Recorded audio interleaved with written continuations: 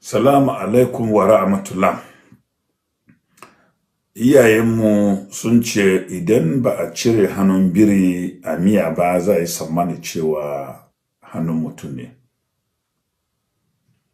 Sanin kowa ne a cikin kwanakin nan cewa a dandalin sada zumunta akwai dambaruwa da take cinyewa game da waɗanda suke ɗau nauyin ta'addancin da aka yi tabbawa a arewa. Akwai sunayen waɗanda yake tafiya a cikin wannan dambaruwan. Akwai Sanato Shehu Buba, zaɓaɓɓen wakili na Bauchi ta Kudu a jihar Bauchi, wanda sunan shi ya yi kamari a cikin wannan zarge.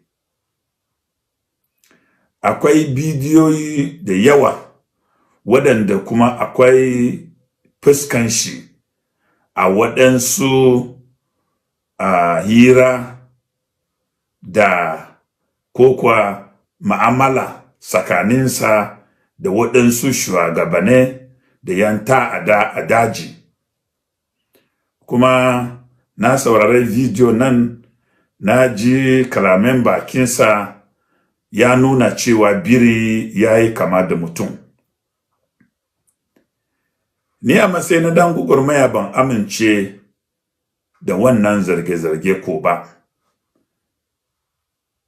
Amma abin da yanzu ya sa ni ina cikin fargaba shine, tunda ana waɗannan maganganu, shi wannan sanato da waɗanda kuma aka ambace su cewa suna ɗau nauyin ta'addanci ba su fita sun kare kansu ko sun wanke kansu ba. Akwai ma yanzu magana ta wayan telefon wanda ma yake yawo na yaron da yake zargin wannan sanato har yanzu cewa shi ɗan gidansa ne, kuma tabbas yana da masaniya irin aikace da ma'amala da yake tsakanin shi wannan wakili na majalisar dattawa da yan ta'adda. A cikin wani video wanda na kalla, na ji sanato yana gaya wa yan ta'adda a daji cewa an zalunce su ne. To sanato na gaya maka kai ma ka zalunce mu yan Najeriya, domin ba yan ta'adda ne suka zabe ka ba. An zabe ka ne ka je ka wakilce mutanen Najeriya a majalisa, kuma ka tabbatar da wanzuwan zaman lafiya da haɗin kan ƙasa. Ba a zabe ka wakili da yan ta'adda ka je kana musu dawa na neman yanci cewa an zalunce su ba. Waye ya zalunce su? Waɗanda suke sata, suke kwace kudade a hannunsu na diya, su suka zalunce su. Menene ya hana ka gaya musu su kai hare-hare, in ma tunda ka dauna waya na ta'addanci, su kai hare-hare ga waɗanda sun zalunce su.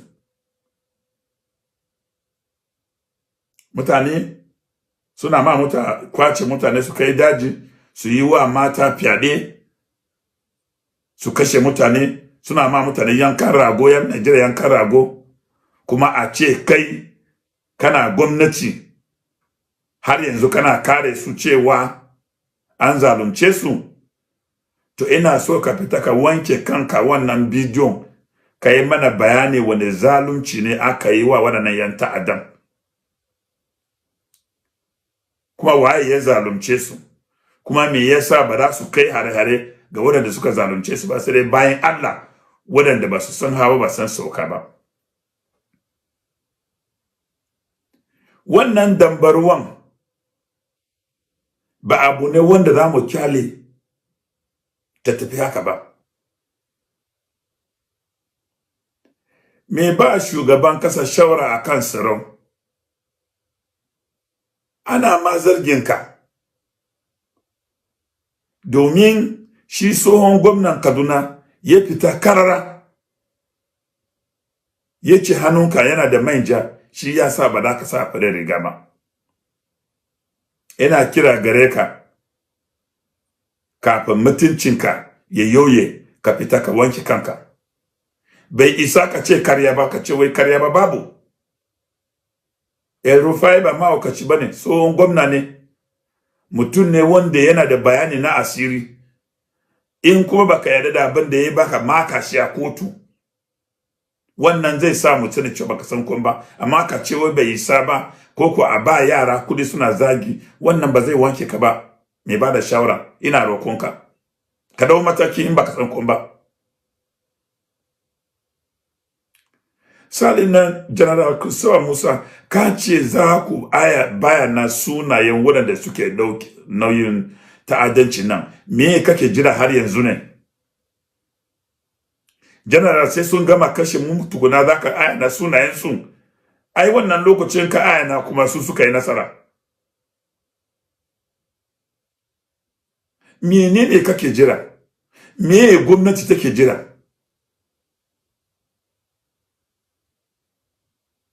Duk mutumin da ana zargin shi da maitanci ba zai iya je kasuwa ya sayi torchlight ba. Idan ya sayi torchlight har da dare ya fara aska wuta aka gani, to lallai ya fara maitanci din ne. Saboda haka waɗannan zargin yana nuna cewa manya-manya jami'an gwamnati suna da masaniya akan abin da yake faruwa.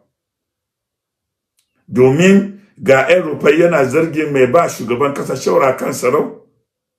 Ba zai yiwu a ce babban ofis wanda ya kamata ya ba da shawara akan tsaro a kare mu, wai yanzu ana zargin cewa suna dauna wayan ta'addanci da yake faruwa. Wannan zargin yana da nauyi. Kuma hafsoshin dakarun Najeriya, tun da kace kuna da sunayen waɗanda suke dauna waya na wannan ta'addanci, kada a yi mana bakin ganga da wannan al'amarin. Ina kiranka da babban murya ka sake sunayen waɗannan mutane. In ma akwai sunana a ciki, ka sake. Ka sake. In fita wanke kaina. Ba zai yiwu ku ci gaba da wannan birgiman hankaka, mu ga fari mu ga baki, kuna yawo da hankalin mutane game da halin da tsaro na ciki ba. Lokaci ya kure muku yanzu, ku fita ku wanke kanku.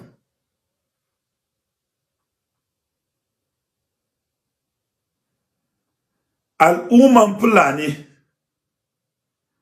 abinda waɗannan suke yi, waɗanda aka fara ambato sunayensu kuma su yayan Fulani ne, to gaskiya ina kira ga al'umman Fulani, ku fita ku nisance kanku da wannan abin da waɗannan suke yi. Domin ina ganin wannan shine ya zama dalilin da ake zargin al'umma cewa tana da lauje cikin nadi akan abin da yake faruwa. Lokacin wanka yayi, ba wanda zai boye cibi. Don haka a cikin yan kwanakin da za su gabata, kowa ya fita ya wanke kansa. Waɗanda kuma suna ɗaukan na waya na ta'addanci, General Christopher Musa, ya kamata da kai da su DSS da shugaban yan sanda ku kama su, ku gudanar da ku bincike su a gudanar su a gaban kotu. Idan ba ku yi wannan ba, kuma ya nuna kenan kun san wani abu game da dauke na waya na ta'addanci. Da haka ina kira da babban murya, ku dakile wannan iskanci. Cikin kwanakin nan mu ji ana kame-kamen jami'an gwamnati da manyan yan kasuwa da waɗanda yan siyasa suna da hannu a cikin wannan ta'addanci, domin wannan iskanci ya kamata isa. Ubangiji Allah ya taimake ku cikin wannan aikin da za ku yi. Amma idan ba ku yi wannan aikin ba, ni ba annabi ba, to sugune ba ta kare ba. Kuma akwai ranar kin dilanci.